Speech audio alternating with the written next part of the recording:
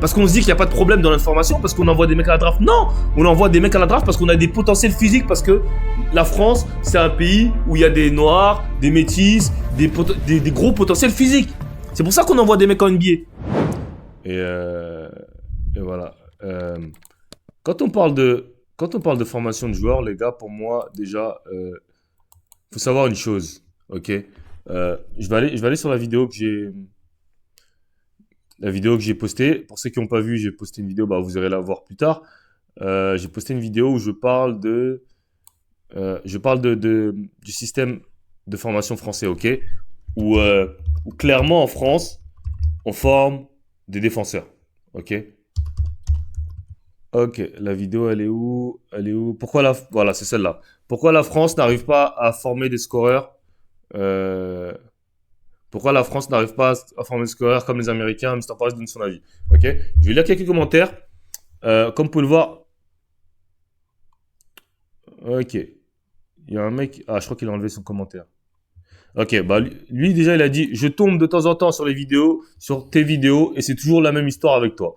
Tu crois savoir, mais tu ne sais rien. Tu es surtout matrixé par la NBA, par les highlights, par le système américain et par l'argent. Est-ce que c'est une mauvaise chose d'être matrixé par l'argent, par la NBA, par les highlights et par le système américain? Enfin, j'ai droit d'aimer ça.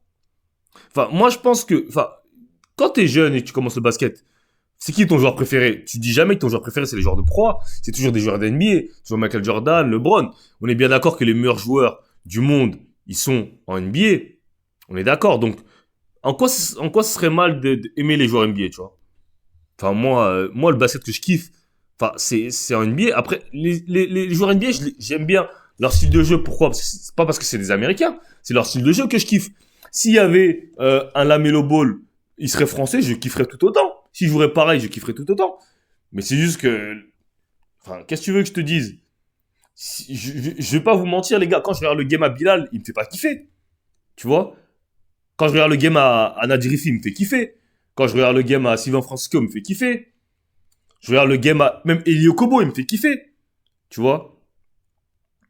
Mais genre... Enfin, moi, je sais pas.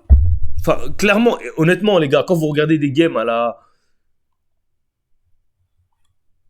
Voilà, tu vois, je comprends pas, tu vois.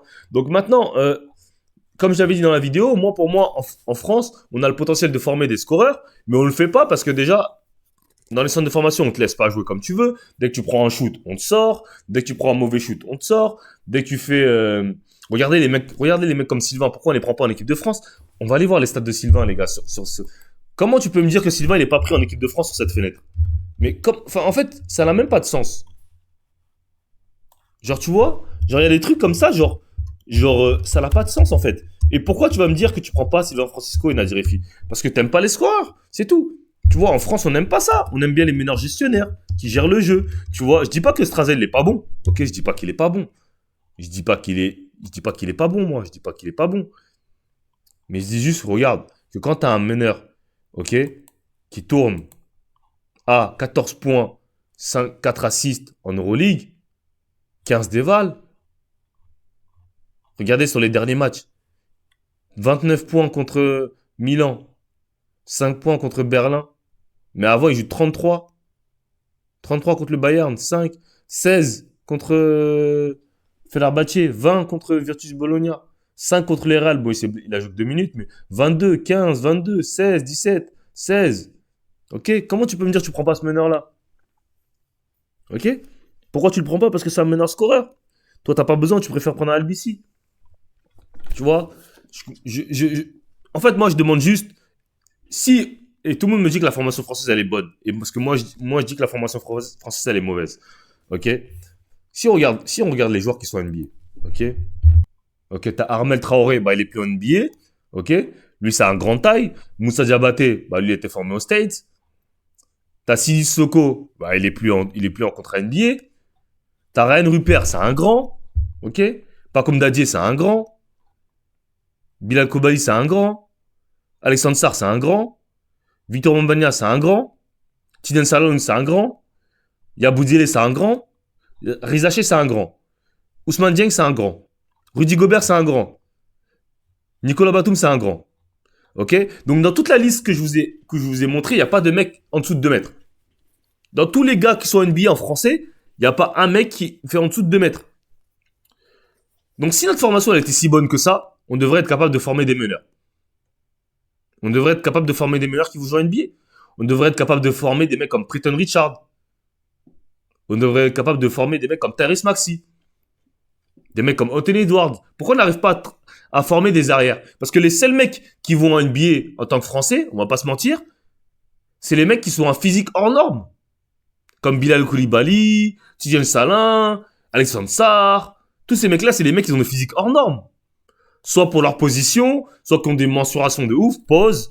Genre, c'est que des physiques. Que des potentiels physiques. Mais au niveau du game, il n'y a aucun Français en NBA qui est là pour son game. Rudy Gobert est là que pour sa défense. Nicolas Batum, c'est un vétéran. Wemby, c'est le seul qui est là, legit, c'est Wemby.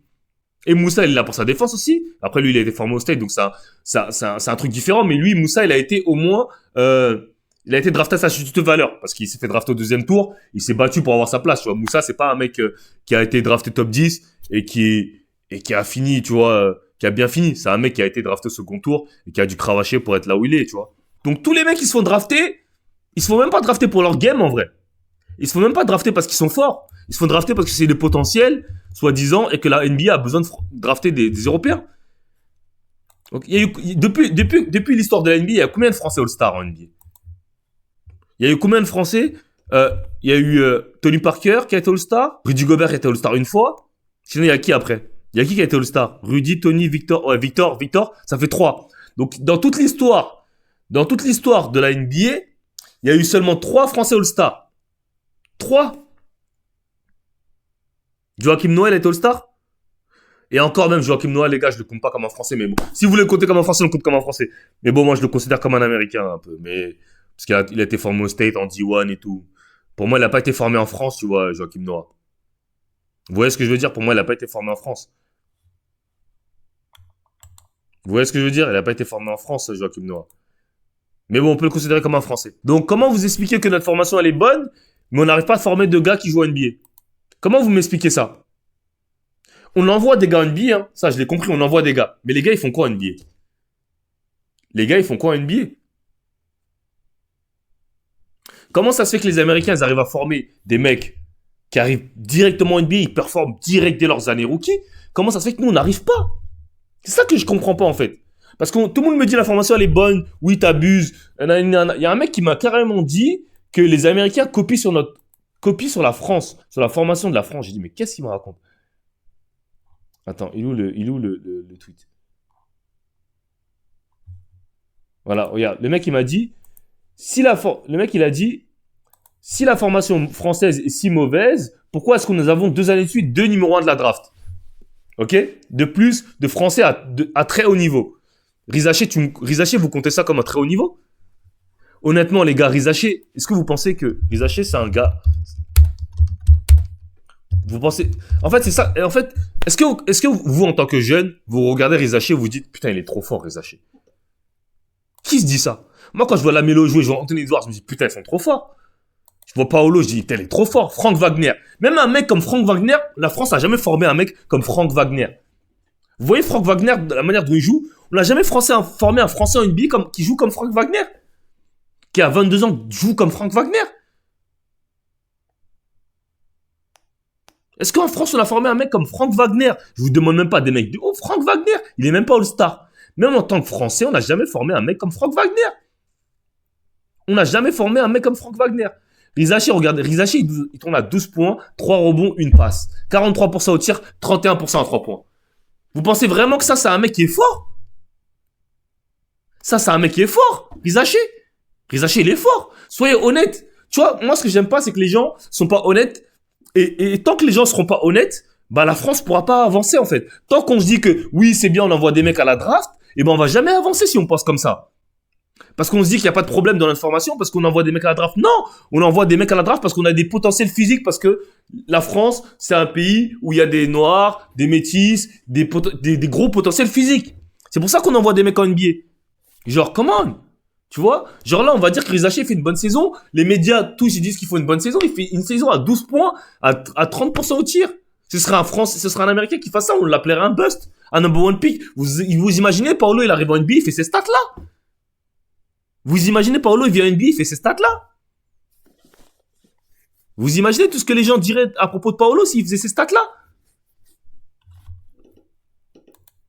Donc c'est pour ça que moi je dis qu'il y a un problème en France, tu vois. Et les gens veulent pas l'admettre. C'est ça le problème. Les gens veulent pas l'admettre. Et tant qu'on va pas l'admettre, eh ben on pourra pas avancer.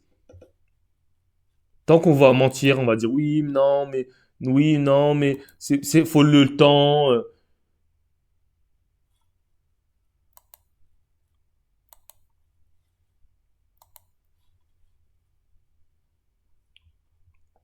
Après, on s'attendait à plus pour les deux premiers drafts. Une impression que pour les meneurs, les championnats Pro A, Pro B ne mettent pas en avant les jeunes avec du temps de jeu. À part que Nadir, qui a 23, il n'y a aucun meneur de son âge qui a moins de temps de jeu.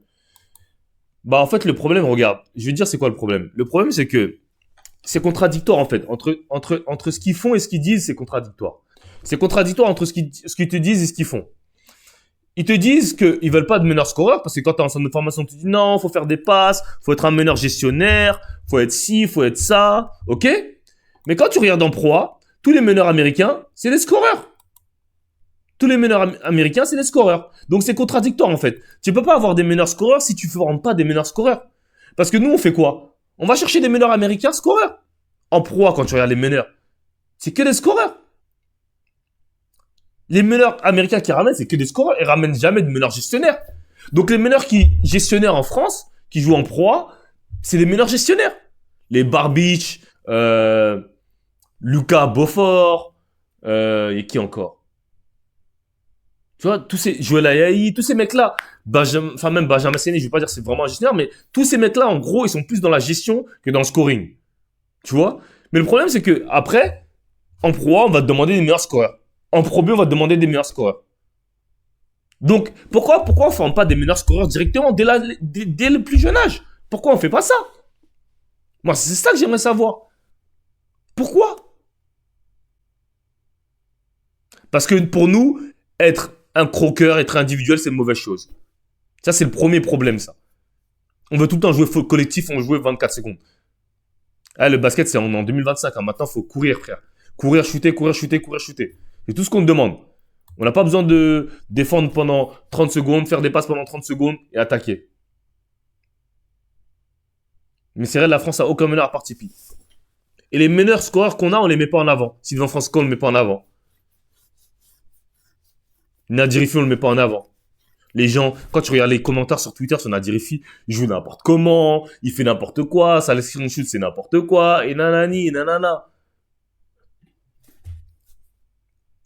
Donc déjà, le plus gros problème, c'est là, c'est mental. La mentalité des carry, et ça, tu peux pas le comprendre tant que t'es pas parti aux States. Tu vois, tu comprends que la formation est totalement différente.